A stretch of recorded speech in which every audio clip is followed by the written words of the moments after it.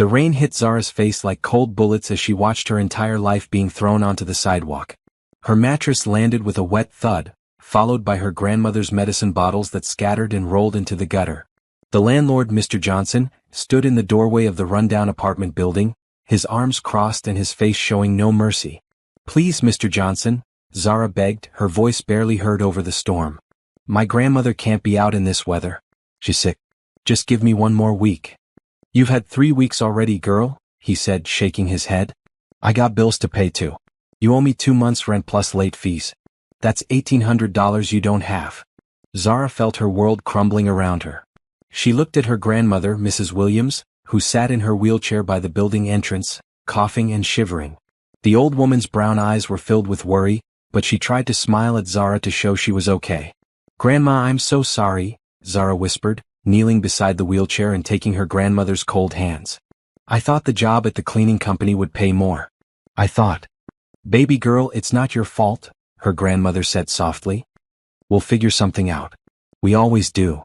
But as Zara looked around at their soaked belongings scattered on the street, she didn't see how they could figure this out. She had exactly $3.27 in her pocket. Her car had broken down last month and she couldn't afford to fix it. Her phone service was cut off 2 days ago. She had no friends who could help because she spent all her time working. The other people on the street walked by quickly, avoiding eye contact. Some took pictures with their phones, but nobody stopped to help. Zara felt invisible and hopeless. She was a 25-year-old college graduate who couldn't even keep a roof over her sick grandmother's head. "You got until I come back from lunch to get your stuff off my property," Mr. Johnson said, walking away. "After that, I'm calling the city to clean it up." Zara sat down on the wet pavement next to her grandmother's wheelchair, not caring that her work uniform was getting ruined. She was supposed to be at the coffee shop in an hour, but how could she leave her grandmother alone on the street? How could she go to work when they had nowhere to live? "Zara, honey, don't cry," her grandmother said, reaching down to touch her granddaughter's wet hair. "Remember what I always tell you. When things look darkest, that's when the light is about to break through." But Zara couldn't stop the tears. For 5 years, since her parents died in a car accident, she had been taking care of her grandmother and trying to build a life. She worked at a coffee shop in the morning, cleaned offices in the afternoon, and waited tables at a diner at night. 7 days a week, no breaks, no vacation, no time for herself. And still it wasn't enough. The worst part wasn't even being homeless. The worst part was feeling like a failure. Her grandmother had raised her with so much love and hope. She had always believed Zara would do great things. And here Zara was, not even able to provide basic shelter. "I should have never quit my second cleaning job," Zara said, wiping her nose with her sleeve. "I should have found a way to work more hours." "Baby, you're already working yourself to death," her grandmother replied. 16 hours a day, 7 days a week. That's not living, that's just surviving." A police car drove slowly down the street, and Zara felt panic rise in her chest. What if they arrested her for loitering? What if they took her grandmother to some terrible city shelter? She had heard stories about those places, and her grandmother was too sick and fragile for that kind of environment. "We need to move our stuff," Zara said, standing up quickly. "Maybe we can find somewhere dry to wait until I figure out what to do." She started gathering their wet belongings, her hands shaking from cold and fear. Her grandmother's medications were scattered everywhere, some of the bottles cracked and empty. Those pills cost more than their rent, and without insurance, Zara couldn't afford to replace them. As she picked up a soggy photo of her parents' wedding day, Zara felt something break inside her chest. This photo was one of the few things she had left of them. Now it was ruined just like everything else in her life. The rain kept falling and Zara kept moving their things piece by piece, trying to find somewhere safe and dry. But in that moment, sitting on the street with everything she owned scattered around her, Zara felt more alone and scared than she had ever felt in her entire life. The alarm clock buzzed at 4:30 a.m., jolting Zara awake from the uncomfortable sleep she had managed on the narrow cot at the homeless shelter. Her grandmother was still sleeping in the bed next to her, breathing slowly but steadily. At least she was warm and safe for now. Zara quietly gathered her coffee shop uniform and headed to the shared bathroom. In the cracked mirror, she saw dark circles under her brown eyes and exhaustion written across her face. But she forced a smile and practiced her cheerful customer service voice. "Good morning. What can I get started for you today?" She needed this job. All 3 of her jobs, actually. After 2 weeks at the shelter, she had saved enough for a security deposit on a tiny studio apartment. It wasn't much, but it had running water and a door that locked. Most importantly, it would give her grandmother privacy and dignity. The morning shift at Sunrise Coffee started at 6 a.m. Zara arrived 15 minutes early as she always did, and began setting up the machines. Her manager, Mrs. Peterson, was a kind woman who had been flexible about Zara's schedule. "Morning, Zara," Mrs. Peterson said, unlocking the register. "How's your grandmother doing?" "She's getting better, thank you for asking," Zara replied, tying her apron. The doctor at the free clinic said her cough should improve with the new medicine. The medicine that cost $40 she didn't have, but Mrs. Peterson didn't need to know that detail. The morning rush began at 7 a.m. sharp. Business people in expensive suits ordered complicated drinks while checking their phones. College students bought cheap coffee and sat for hours with their laptops. Regular customers who knew Zara by name and always left small tips that made a huge difference. "The usual?" Zara asked Mr. Thompson, a retired teacher who came in every day at 8:15. "You know it," he smiled. "Large black coffee and a blueberry muffin. How are you holding up, young lady?" "I'm doing fine, thank you," Zara said, pouring his coffee. Mr. Thompson always asked how she was doing, and she always gave the same answer. She couldn't afford to show weakness or ask for help. Too many people depended on her staying strong. At 11 a.m. her coffee shop shift ended, and Zara rushed to catch the bus to downtown. Her afternoon job was cleaning offices in a tall glass building. The work was hard on her back and knees, but it paid better than the coffee shop. She cleaned 23 offices, 4 bathrooms and 2 conference rooms every day. While she worked, she listened to free audiobooks from the library on old headphones. Today she was listening to a business book about financial planning. Not that she had any money to plan with, but she liked learning about how successful people managed their lives. The office workers who stayed late were usually polite to her. Some even said thank you when she emptied their trash cans. But Zara always felt invisible in their world of expensive clothes and important meetings. She wondered what it would feel like to have a job where people knew her name and valued her ideas. At 3 p.m., she finished cleaning and caught another bus to her evening job at Mike's Diner. This was the hardest shift because her feet already hurt from standing all day, but the dinner crowd left better tips than the coffee shop customers. "Table 6 needs refills," called Sarah, the other waitress working the evening shift. "And the man at table 2 wants extra ketchup." Zara grabbed the coffee pot and made her rounds. Table 6 was a family celebrating their daughter's birthday. The little girl, maybe 8 years old, smiled at Zara and said, "Thank you, pretty lady." "You're very welcome, sweetheart," Zara replied, feeling her first genuine smile of the day. "Happy birthday." Table 2 was a construction worker who had been coming to the diner for months. He always sat alone, ordered the same meal, and left exactly 15% tip. Not generous but reliable. "How's your grandmother, Zara?" he asked as she refilled his coffee. "She's doing better, thanks for asking, Carlos." By 9 p.m., the dinner rush was over, and Zara began cleaning tables and setting up for the next day. Her feet felt like they were on fire, and her lower back ached from bending over to wipe tables. But she had made $38 in tips today, which was enough to buy her grandmother's medicine and have a little left over for groceries. The bus ride home to the shelter was quiet. Zara counted her tip money twice to make sure she hadn't lost any. $43 total for the day. It wasn't much, but it was progress. Every dollar brought her closer to getting her grandmother out of the shelter and into their own place. When she arrived at the shelter at 10:30 p.m., her grandmother was awake, reading a library book under the dim light. "How was your day, baby girl?" her grandmother asked. "Good day," Zara said, sitting on the edge of the cot. "I made enough for your medicine and some groceries.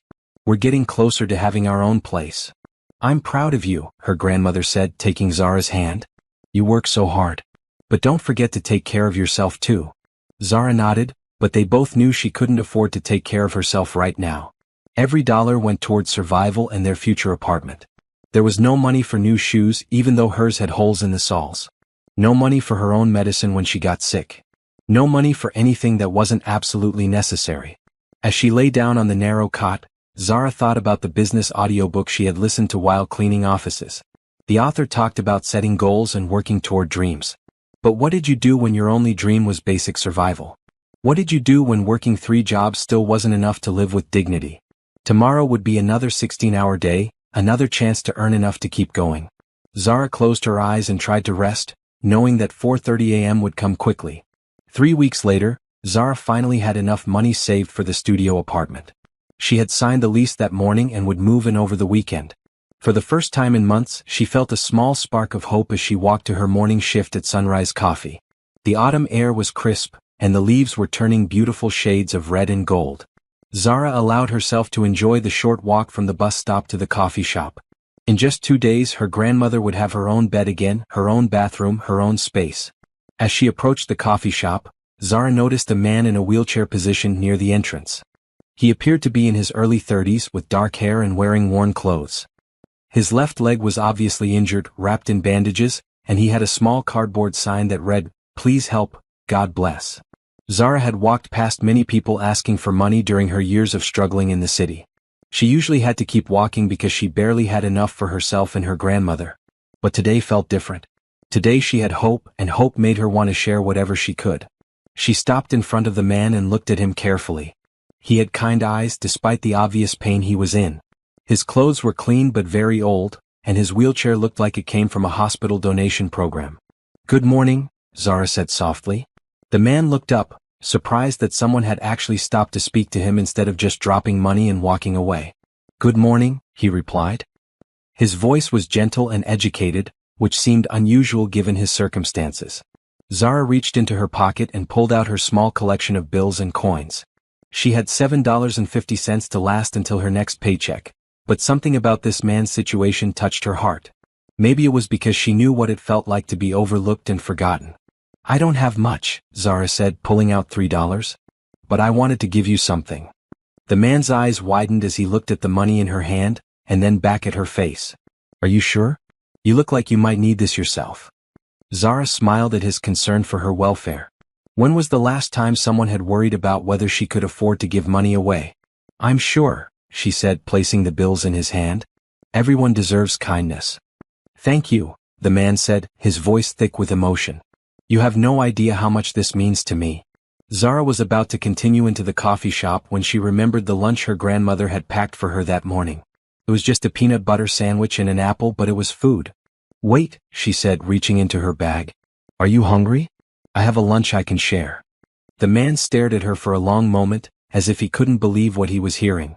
"You would give me your lunch?" "I can buy something small at work," Zara said, holding out the brown paper bag. "You probably need it more than I do."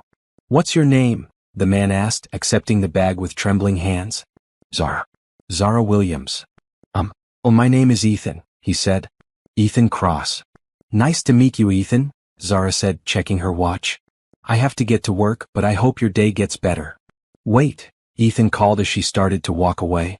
"Do you work here every morning?" "Monday through Friday, 6 a.m. to 11 a.m., Zara said. "Why?" "Thank you, Zara. Really. You're an angel." Zara blushed at the compliment and hurried into the coffee shop. Through the window, she could see Ethan opening the lunch bag and examining the sandwich with careful attention. Something about his expression seemed strange, as if he was studying the food rather than just being grateful for it. "You're 3 minutes late," Mrs. Peterson said, but she was smiling. "Let me guess, you stopped to help someone again." "There's a man in a wheelchair outside," Zara explained, tying her apron. "He looked hungry. You gave him your lunch, didn't you?" Mrs. Peterson shook her head. "Zara, you're too generous for your own good. You need to eat too." "I'll be fine," Zara said, starting her opening routine. Besides, it felt good to help someone. Throughout her shift, Zara found herself glancing out the window at Ethan. He sat quietly, occasionally accepting money from passing pedestrians, but mostly just watching the street. Several times she caught him looking through the window at her, and he would smile and wave. During her break, Zara went outside to check on him. "How's the sandwich?" she asked. "Delicious," Ethan said. "Best peanut butter sandwich I've ever had." "Your grandmother made it?" Zara was surprised he had guessed that. "How did you know?" "The way it was wrapped with extra care. And there's a note inside that says, 'Have a wonderful day, sweetheart.' Grandmothers write notes like that." "She's the best person I know," Zara said. "We're actually moving into our own apartment this weekend. We've been staying at a shelter, but things are finally getting better." Ethan's expression changed to something that looked like admiration mixed with sadness. "You've been homeless, and you still gave me money and food? Being in a tough situation doesn't mean you stop caring about other people," Zara said. "Actually, I think it makes you care more. You understand what it feels like to need help." "That's a beautiful way to look at life," Ethan said quietly. "Most people aren't like you, Zara. I think most people are good, Zara replied. They just get scared or busy or forget to pay attention to each other. When Zara's break ended, she went back inside, but she couldn't stop thinking about her conversation with Ethan. There was something about him that didn't quite fit with his appearance. The way he spoke was too educated, too refined. His concern for her welfare seemed genuine, but also somehow protective, as if he had the power to actually help her if she needed it. But Zara dismissed these thoughts as wishful thinking. She had learned not to expect rescue or salvation from anyone. The only person she could depend on was herself, and that had to be enough. Over the next week, Zara developed a routine of greeting Ethan each morning before work. She couldn't afford to give him money every day, but she always stopped to say hello and ask how he was doing. Sometimes she brought him coffee that was slightly old from the shop, or a pastry that was going to be thrown away. Ethan seemed to appreciate the conversation as much as the food. He was intelligent and well-spoken, with opinions about books, current events, and philosophy that surprised Zara. When she mentioned the audiobooks she listened to while cleaning offices, his eyes lit up with interest. "What are you listening to now?" he asked on Thursday morning. "A book about small business management," Zara said. "I know it's silly since I don't have money to start a business, but I like learning about it anyway." "It's not silly at all," Ethan said firmly. "Education is never wasted. What kind of business would you want to start?" Zara hesitated, embarrassed to share her dreams with someone who was clearly struggling more than she was. But something about Ethan's genuine interest made her want to open up. "I'd love to open a community center," she said. "Somewhere people could get job training, help with their resumes, maybe take classes. There are so many people who just need a chance and some support." "That's a wonderful idea," Ethan said. "The world needs more people like you, Zara." That afternoon, when Zara arrived at her cleaning job, her supervisor pulled her aside. "Zara, I have some good news," Mr. Davis said. "One of our clients specifically requested you for some extra work. It's a big office building downtown and they want deep cleaning done on weekends. The pay is double your normal rate." Zara's heart jumped. Double pay would mean she could buy her grandmother new clothes and maybe even save a little money for emergencies. "Did they say why they requested me specifically?" Zara asked. "They heard you do excellent work and you're very trustworthy," Mr. Davis said. "Can you start this Saturday?" "Absolutely," Zara said. "Thank you so much for recommending me." But as she rode the bus to the diner that evening, Zara wondered how a client she had never met could have heard about her work quality. She was careful and thorough, but she had never interacted directly with the people who owned the buildings she cleaned. At the diner, another strange thing happened. A well-dressed woman Zara had never seen before left a $50 tip on a $12 meal. When Zara tried to tell her there had been a mistake, the woman smiled and said, "No mistake. You deserve it." "But why?" Zara asked, confused. "You just do," the woman said, and left before Zara could ask any more questions. Mike, the diner owner, was as puzzled as Zara. "In 20 years of running this place, I've never seen anything like that," he said. $50 on a $12 check? She must have really liked your service." But Zara had barely spoken to the woman beyond taking her order. It didn't make sense. Friday morning brought another surprise. When Zara arrived at Sunrise Coffee, Mrs. Peterson handed her an envelope. "This came for you yesterday," she said. "Someone dropped it off and said to make sure you got it." Inside the envelope was a grocery store gift card for $100 and a note that said, "For your grandmother's medicine and some healthy food. You deserve good things." Zara stared at the gift card in disbelief. "Mrs. Peterson, did you see who dropped this off?" "I was in the back doing inventory," Mrs. Peterson said. "Sarah was working the counter, but she said it was just someone in a delivery uniform. Didn't get a good look at them." Zara's hands were shaking as she held the gift card. $100 would buy her grandmother's medicine for 2 months and leave enough for good food. But who would do something like this for her? And how did they know about her grandmother's medical needs? When she greeted Ethan that morning, she was still thinking about the mysterious gifts. "You look happy today," Ethan observed. "I'm confused but grateful," Zara said, and told him about the extra work, the large tip, and the gift card. Ethan listened carefully, his expression thoughtful. "Sometimes good things happen to good people," he said. "Maybe the universe is balancing out all the hard work you do." "Do you believe in that?" Zara asked. "That good deeds come back to you?" "I believe that kindness has power," Ethan said. "And I believe that you, Zara Williams, have more kindness in your heart than anyone I've ever met." Zara blushed at the compliment.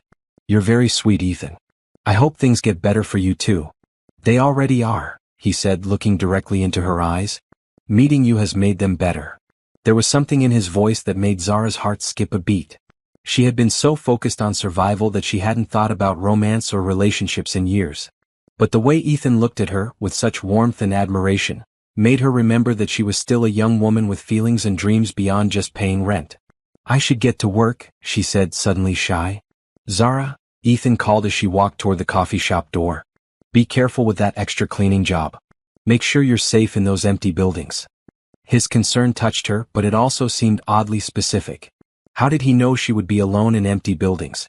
She hadn't mentioned that detail. "I will," she said. "Thank you for caring." As Zara started her shift, she couldn't shake the feeling that the strange coincidences and Ethan's protective comments were somehow connected. But that was impossible, wasn't it? He was homeless and disabled, sitting outside the coffee shop every day. What connection could he possibly have to her mysterious good fortune? Still, as she worked through the morning rush, Zara found herself glancing out the window at Ethan more often than usual, wondering if there was more to him than met the eye.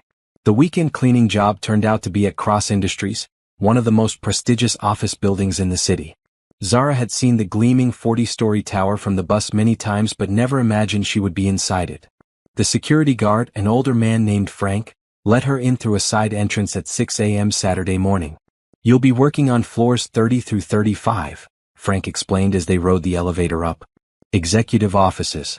They want everything perfect for some important meetings next week." "Have you worked here long?" Zara asked, trying to make conversation.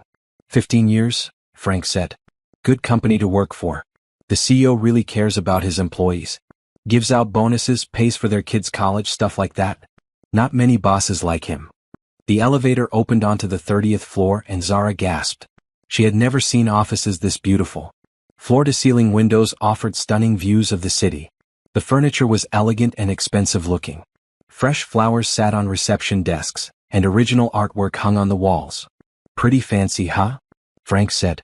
"The CEO's office is on the 35th floor. They say it's like a palace up there." As Frank showed her where the cleaning supplies were stored, Zara noticed something strange.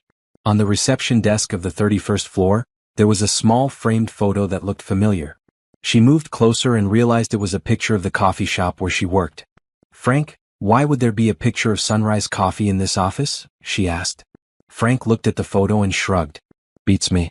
Maybe someone really likes their coffee." But it seemed like more than that to Zara. Why would an executive at Cross Industries have a framed photo of a small neighborhood coffee shop? As she worked through the morning, Zara noticed other odd details. In one office, there was a newspaper article about homeless shelters pinned to a bulletin board. In another, she found a business card for Mike's Diner tucked into a desk organizer. These weren't accidents or coincidences. Someone in this building was very interested in the places where she worked. On the 34th floor, Zara found something that made her heart race. Sitting on a desk was a copy of the audiobook she had mentioned to Ethan, the one about small business management. It was the exact same edition she had been listening to, with notes written in the margins about community centers and helping people. Her hands trembled as she picked up the book and flipped through it. The handwriting in the margins was neat and educated, just like Ethan's way of speaking. But that was impossible. Ethan was homeless and spent his days sitting outside the coffee shop. He couldn't possibly work in this building. Unless... Zara's mind raced with possibilities she didn't want to consider.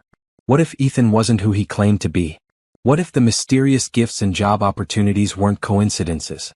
What if someone had been watching her and helping her from behind the scenes? She thought about all the little details that hadn't quite made sense. Ethan's educated speech. His knowledge about business and books. His protective concern for her safety. His expensive-looking watch that he tried to hide under his sleeve. The watch. Zara suddenly remembered seeing him quickly pull his sleeve down when she had complimented him on it. He had said it was a gift from better times, but what if it wasn't from the past? What if it was from his present life, a life he was hiding from her? "Focus on your work," Zara told herself firmly. "You're letting your imagination run wild." But as she cleaned the executive bathrooms with their marble countertops and gold fixtures, she couldn't stop thinking about the evidence she had found. Someone in this building knew about her life in detail. Someone cared enough to help her anonymously. And someone had access to enough money to make significant changes in her circumstances. When she reached the 35th floor, Frank stopped her at the elevator. "Sorry, this floor is off limits today," he said. "CEO is working up there even on Saturday." Dedicated guy, never takes a break. What's he like? Zara asked, her curiosity getting the better of her. Mr. Cross? He's a good man but very private. Lost both his parents when he was young like you did. Maybe that's why he's so generous with people who are struggling. Zara felt a chill run down her spine.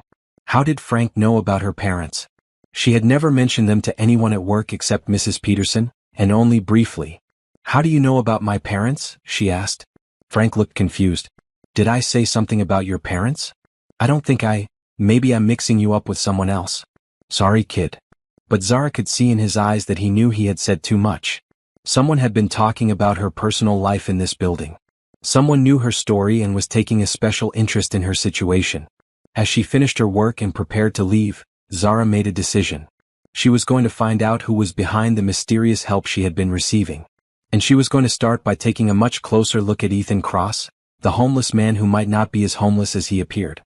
The pieces of the puzzle were starting to come together, and Zara wasn't sure she was ready for what she might discover. Monday morning, Zara approached the coffee shop with new eyes.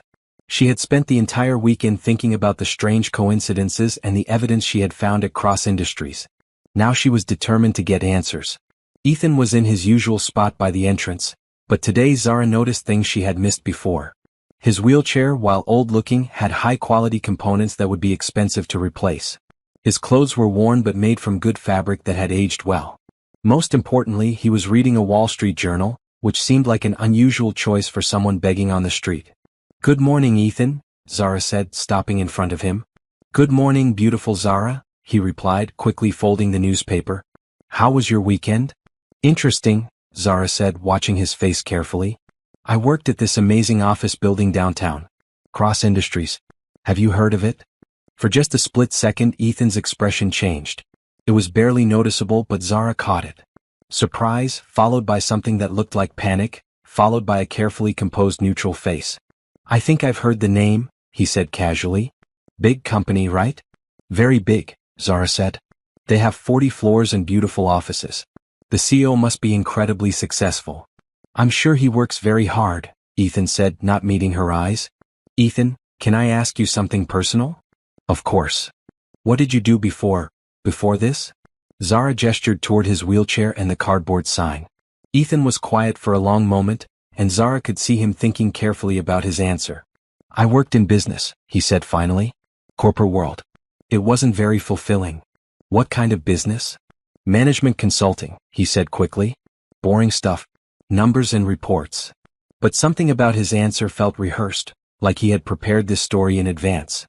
Zara decided to test him. That's funny, she said. I was listening to this audiobook about business management, and I found the exact same book with handwritten notes at Cross Industries. The handwriting looked familiar. Ethan's face went pale. That's an interesting coincidence. Is it? Zara asked. Because I'm starting to think there are too many coincidences in my life lately. The extra work, the mysterious tips, the gift cards. It's like someone is watching out for me.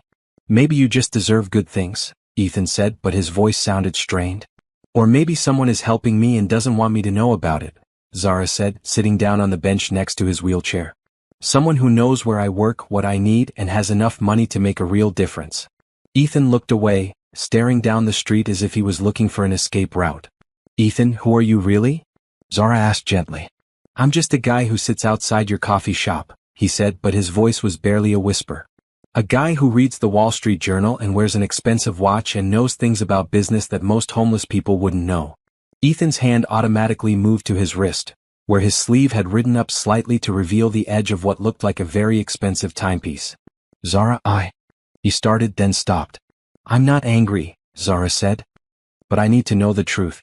Are you the one who's been helping me? Instead of answering, Ethan reached into his jacket pocket and pulled out his phone.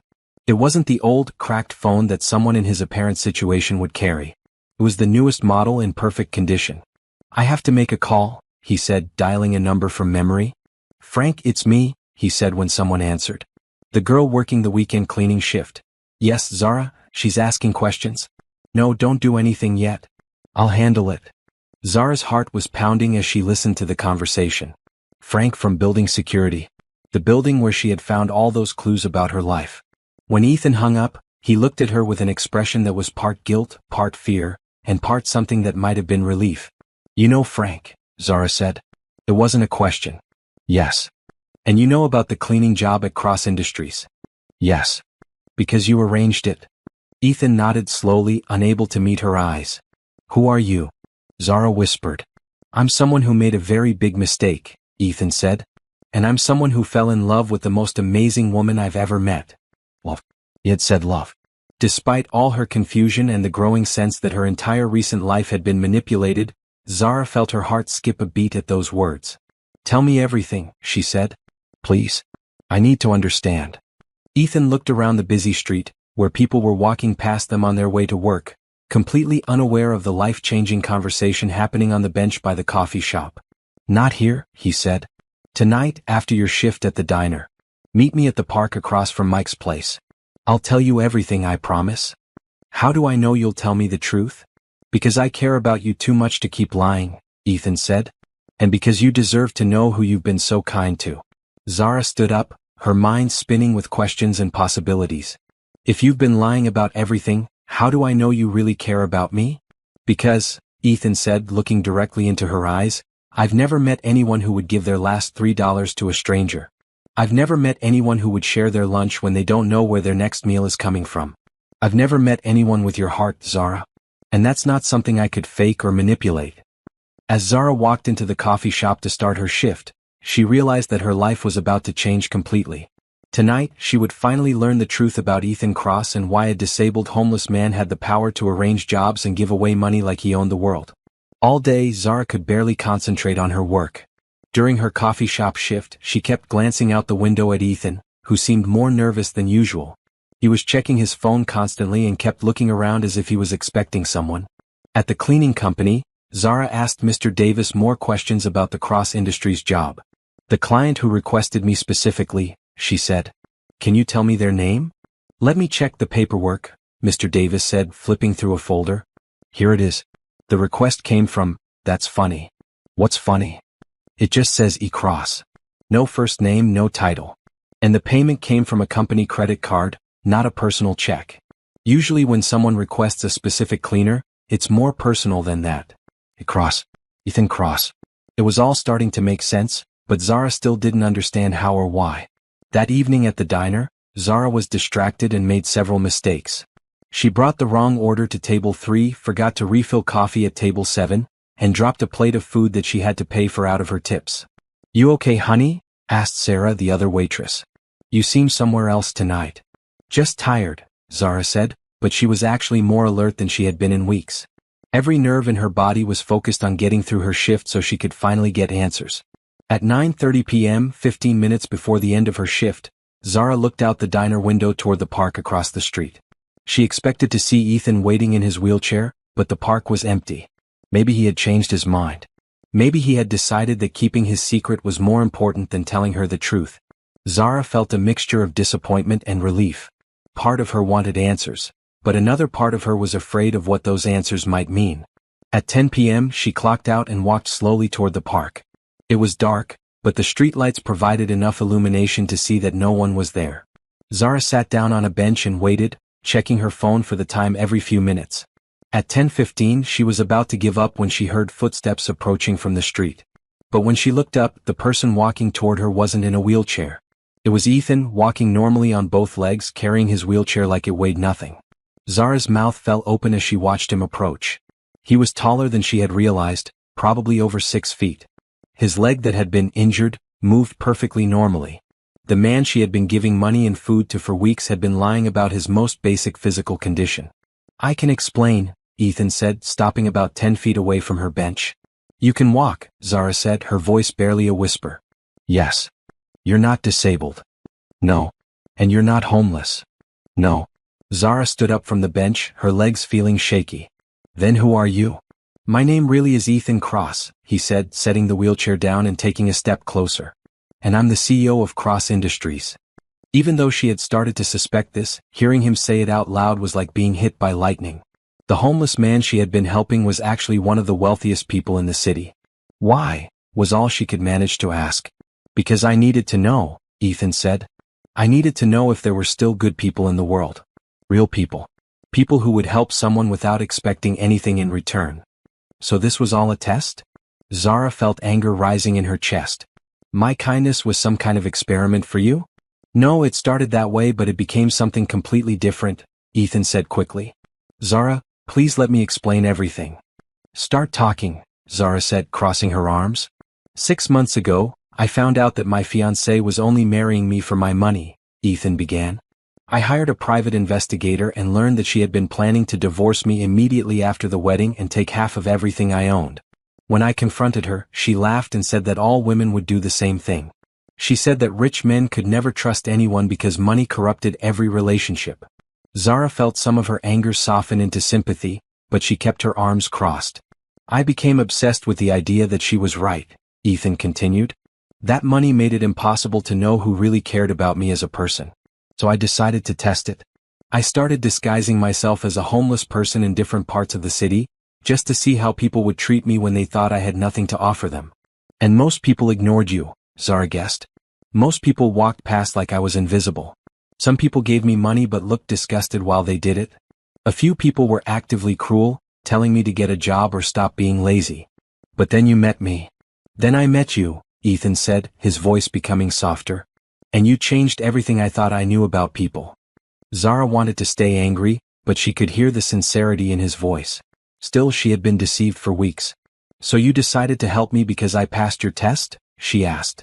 I decided to help you because you gave me your last $3 and your lunch when you were struggling to keep a roof over your grandmother's head, Ethan said. I decided to help you because you treated me like a human being instead of a problem to be solved.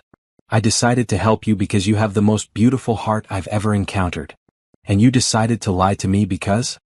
Because I was falling in love with you and I was terrified that if you knew the truth, you would only see my money instead of me. Those words hung in the air between them. Well, he had said it again, and this time Zara could see in his eyes that he meant it. I need time to think, Zara said finally. This is all too much. I understand, Ethan said. But Zara, please know that every feeling I have for you is real.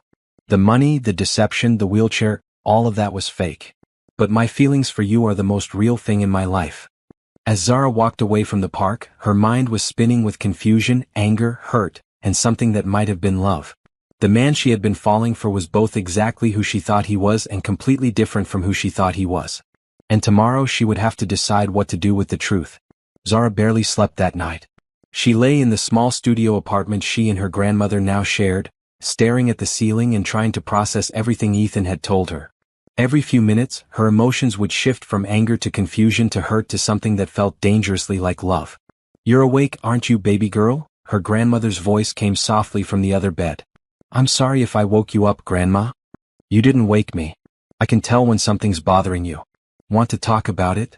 Zara considered telling her grandmother everything, but she didn't know how to explain the situation without sounding crazy. How do you tell someone that the homeless man you've been helping is actually a millionaire who's been secretly improving your life? There's this man, Zara began carefully. I thought I knew who he was, but it turns out he's been lying about some important things. Do you care about him? I think I do. But I don't know if I can trust him. What does your heart tell you? Her grandmother asked. That's the problem. My heart says one thing but my brain says something completely different. Her grandmother was quiet for a moment. You know, baby girl, people lie for lots of different reasons. Some people lie to hurt others and some people lie to protect themselves. The question is, what kind of person is he underneath the lies? That was exactly what Zara needed to figure out. The next morning, instead of going straight to the coffee shop, Zara decided to do some investigating of her own. She took an earlier bus downtown and went to the public library, where she could use the computers for free. She searched for Ethan Cross, CEO Cross Industries, and found hundreds of results. Articles about business deals, charity donations, company expansions. Photos of a man in expensive suits at corporate events. The same face she had been looking at for weeks, but cleaned up and confident instead of tired and desperate. One article from 6 months ago caught her attention. Cross Industries CEO calls off wedding, cites personal reasons. The article didn't give details, but it confirmed that Ethan had been engaged recently. Another article was more revealing. Young CEO known for anonymous charity work. It described how Ethan Cross had donated millions of dollars to homeless shelters, job training programs and community centers, but always insisted on keeping his contributions anonymous. Community centers. just like the ones Zara had dreamed of opening. She found more articles about Cross Industries employee benefits, college tuition for workers' children, healthcare programs for part-time employees, profit-sharing bonuses. Everything Frank the security guard had told her was true. The picture that emerged was of a man who cared deeply about helping people, especially people who were struggling financially. But it was also the picture of someone who was very private and kept his charitable work secret. Zara printed out several articles and walked across Industries. She stood across the street from the gleaming tower, watching people in business suits hurry in and out of the revolving doors. Somewhere in that building was Ethan's real life, his real office, his real world. She thought about Frank's description of the CEO's office on the 35th floor. Like a palace, he had said. What must it be like to live with that kind of wealth and power? And what must it be like to give it all up, even temporarily, to sit on a sidewalk and beg for money? "Excuse me," she said to a woman leaving the building. "Do you work for Cross Industries?" "Yes," the woman said, checking her watch. "Can I help you? What's Mr. Cross like as a boss?" The woman smiled immediately. "He's wonderful. Very fair, very generous. He really cares about his employees. Why do you ask?" "I'm considering applying for a job here." "You should. It's a great company to work for. Mr. Cross started from nothing, you know. His parents died when he was young and he built this whole company from scratch. I think that's why he understands what it's like to struggle." Another piece of the puzzle. Ethan really had lost his parents just like she had. Maybe that was why he had connected with her story so deeply. Zara spent the afternoon walking around the city, thinking about everything she had learned. By the time she had to report for her evening shift at the diner, she had made a decision. She was going to give Ethan a chance to explain himself fully. But she was also going to test him just like he had tested her. That evening, she called the main number for Cross Industries from the diner's phone. "Cross Industries, how may I direct your call?" "I'd like to speak with Mr. Cross, please." "May I ask who's calling?" "Tell him it's Zara Williams." There was a pause. "Please hold." Less than 30 seconds later, Ethan's voice came on the line. "Zara? Are you okay? What's wrong?" His immediate concern for her welfare touched her heart, despite her resolve to stay objective. "I want to meet you," she said.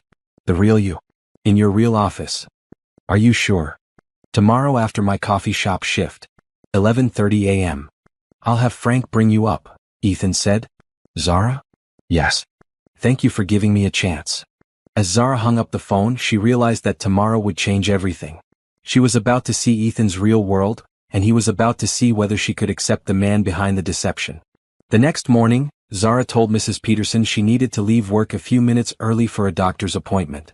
It wasn't exactly a lie, she felt like she needed to diagnose what was wrong with her heart. As she walked toward Cross Industries, Zara noticed that Ethan wasn't in his usual spot outside the coffee shop. For weeks, he had been there every morning without fail. His absence felt strange and significant. Frank was waiting for her in the lobby of Cross Industries, just as Ethan had promised. "Miss Williams," he said, tipping his security cap. "Mr. Cross is expecting you." The elevator ride to the 35th floor felt endless. Zara's stomach was filled with butterflies, and she kept smoothing down her coffee shop uniform, suddenly aware of how out of place she looked in this elegant building. "Don't be nervous," Frank said kindly. "He's still the same man you've been talking to every morning." "Is he?" Zara asked. "Because it feels like everything I thought I knew about him was a lie." "The important things weren't lies," Frank said as the elevator doors opened. "His feelings for you, his respect for your character, his admiration for your kindness, all of that is real." Frank led her down a hallway lined with expensive artwork to a set of double doors marked E. Cross, Chief Executive Officer. "Good luck," Frank said, knocking on the door. "Come in," came Ethan's voice from inside. Zara took a deep breath and walked into the most beautiful office she had ever seen. Floor-to-ceiling windows offered a breathtaking view of the entire city. The furniture was elegant but comfortable. Fresh flowers filled the room with a gentle fragrance. And behind a massive desk made of dark wood sat Ethan, dressed in a perfectly tailored navy suit instead of the worn clothes she was used to seeing him in. He looked like he belonged in this world of power and money, but when he saw her, his face lit up with the same gentle smile she had come to know. "Thank you for coming," he said, standing up and walking around the desk toward her. Zara looked around the office, taking in every detail. On one wall was a large photograph of a homeless shelter. On another was a framed article about community development programs. His desk had a small stack of resumes marked Second Chance Hiring Program. This is who you really are, Zara said. This is my job, Ethan said. But who I really am is the person you met outside the coffee shop. Someone who was lost and looking for meaning. Someone who found it when he met you.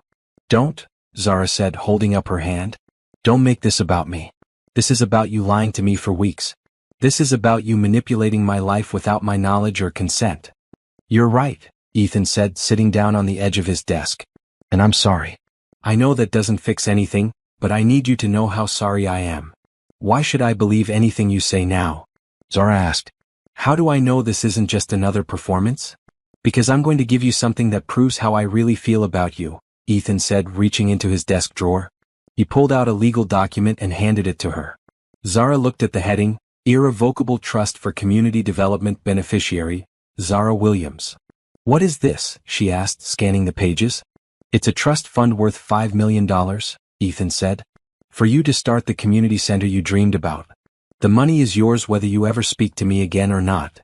Zara's hands were shaking as she read the document. $5 million? You told me about your dream to help people get job training and support. This money will make that dream possible. I can't accept this, Zara said, trying to hand the papers back to him. It's not a gift with strings attached, Ethan said, not taking the document. It's not conditional on your forgiveness or your feelings for me. It's yours because you deserve it and because the world needs what you want to create. Zara sat down heavily in one of the chairs facing his desk. $5 million.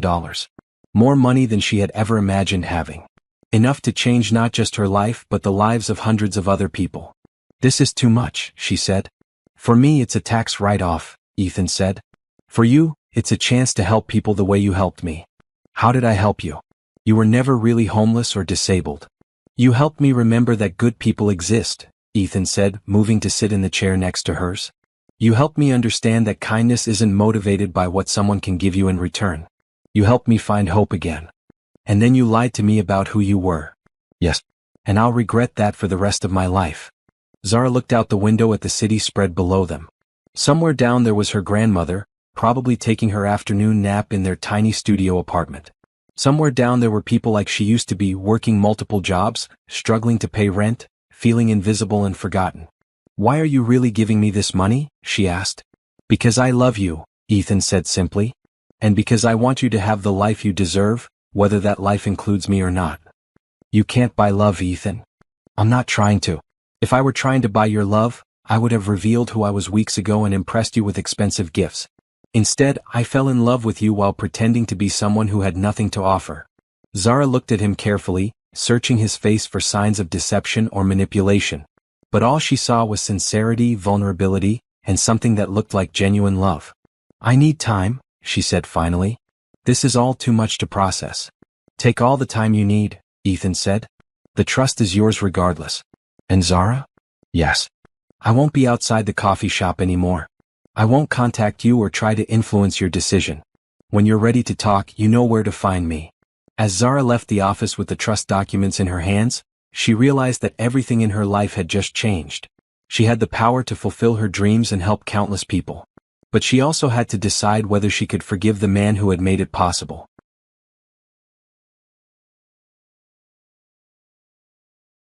For 2 weeks, Zara didn't see or speak to Ethan. True to his word, he wasn't outside the coffee shop in the mornings. She found herself looking for him anyway, missing their conversations more than she wanted to admit. The trust documents sat on her small kitchen table, untouched. $5 million that could change everything, but Zara couldn't bring herself to take the first steps to access the money. It felt too connected to her confused feelings about Ethan. Her grandmother noticed her mood immediately. You're moping around like a sad puppy, she said one evening as they ate dinner together. What happened with that man you were telling me about? This time, Zara told her grandmother everything. The weeks of thinking Ethan was homeless, the mysterious help they had received, the revelation about his true identity, and the trust fund that was now legally hers. Her grandmother listened without interrupting, occasionally nodding or raising her eyebrows at particularly surprising details. So let me understand this, her grandmother said when Zara finished. This man fell in love with your character when he thought he was getting nothing in return. He secretly helped improve our lives without expecting credit or gratitude. He gave you enough money to achieve your dreams with no strings attached. And he respected your need for space when you asked for it. Yes, but he lied to me about who he was. Baby girl, did he lie to you about his feelings? No, I don't think so. Did he lie to you about your character and your worth? No. Did he lie to you about wanting to help people and make the world better? Zara thought about the articles she had read, about Frank's description of Ethan as a boss, about the homeless shelter photo in his office. No, she admitted. Then what exactly did he lie about? That he was testing whether people would be kind to someone who couldn't benefit them? That he was trying to protect his heart after being hurt by someone who only wanted his money? When her grandmother put it that way, Ethan's deception sounded less like manipulation and more like self-protection. I'm scared, Grandma, Zara said. What if he gets tired of me? What if I'm not sophisticated enough for his world? What if this is all some kind of mistake? What if the sun doesn't rise tomorrow? Her grandmother replied. Baby girl, you can't live your life based on what might go wrong. You have to live it based on what feels right. What feels right? You tell me. When you think about never seeing this man again, how does that make you feel? Zara considered the question honestly. Sad. Empty. Like I'm missing something important. And when you think about seeing him again? Scared but also excited. Happy. Like maybe everything will be okay. Then there's your answer. That weekend, Zara made two important decisions. First, she contacted the lawyer listed on the trust documents and began the process of setting up her community center. The money was hers and people needed help. Her personal confusion about Ethan shouldn't prevent her from doing good in the world. Second, she decided to take a chance on love. Monday morning, instead of going to her coffee shop job, Zara took the bus downtown to Cross Industries. She had called in sick to work, which made her feel guilty, but some things were more important than perfect attendance. Frank smiled when he saw her in the lobby. He's been miserable without you, Frank said as they rode the elevator up. Working 18-hour days, barely eating. I was starting to worry about him. Has he really not tried to contact me? Not once. He said he wanted to respect your space even if it killed him. Zara knocked on Ethan's office door and heard his voice call for her to come in. When she walked into the office, Ethan looked up from his computer with surprise and hope. He looked tired, like he hadn't been sleeping well, but his face lit up when he saw her. Zara, he said, standing up quickly. Is everything okay? I've been thinking, she said, walking toward his desk. And I realized that you did lie to me about some things. But you also told me the truth about the most important things. What truth is that? That you care about people who are struggling. That you believe in using your advantages to help others. That you value kindness and character over money and status. Ethan nodded, not daring to speak. And you told me the truth about your feelings, Zara continued. I can see it in the way you look at me. I could see it even when I thought you were homeless. Zara, Let me finish, she said, holding up her hand. I also realized that I fell in love with you before I knew about any of this. I fell in love with the man who worried about my safety, who listened to my dreams, who treated me like I mattered. You fell in love with me? Ethan asked, his voice barely a whisper. Yes. And that man is still here, isn't he? He's just wearing a nicer suit now. Ethan walked around his desk and stopped in front of her, close enough that she could see the hope and love in his eyes. I love you, Zara Williams, he said. I love your kindness, your strength, your dreams, your heart. I love the way you see the best in people. I love the way you make me want to be a better man. I love you too, Ethan Cross, Zara said. The real you. All of you. When he kissed her, Zara felt like all the pieces of her life finally clicked into place. This was right. This was real. This was the love she had dreamed about but never thought she would find. So what happens now? Ethan asked when they finally broke apart. Now we build something beautiful together, Zara said. I'm going to start that community center, and you're going to help me make it amazing. Are you sure you want me involved? It's your dream. It's our dream now, Zara said. We're going to help people the way you helped me. With love, with respect, and with the understanding that everyone deserves a chance. 6 months later, the Williams Cross Community Center opened its doors in the heart of the city. It offered job training, resume help, financial counseling, and support services for anyone who needed them. The staff included former homeless individuals, single parents, and others who had experienced hardship and wanted to help others. And 1 year after that, Ethan Cross married Zara Williams in a small ceremony at the community center, surrounded by the people whose lives they had helped change together. During his wedding speech, Ethan said, "They say that love finds you when you least expect it. But I think love finds you when you're finally ready to see what really matters. Zara taught me that what matters isn't what you have, but what you're willing to give. She taught me that kindness is the most valuable currency in the world. And she taught me that the best way to test someone's character isn't to take away what they have, but to see what they do when they think no one is watching. Zara's grandmother, who had become like a mother to Ethan as well, cried happy tears as she watched her granddaughter dance with the man who had learned to love her exactly as she was. Sometimes the most beautiful love stories begin with the smallest acts of kindness. And sometimes those acts of kindness change not just one life but 2 lives, and then countless other lives as the kindness spreads throughout the world. Zara had given a homeless man $3 and a peanut butter sandwich. In return, she had received not just wealth but love, purpose, and the chance to make her dreams come true.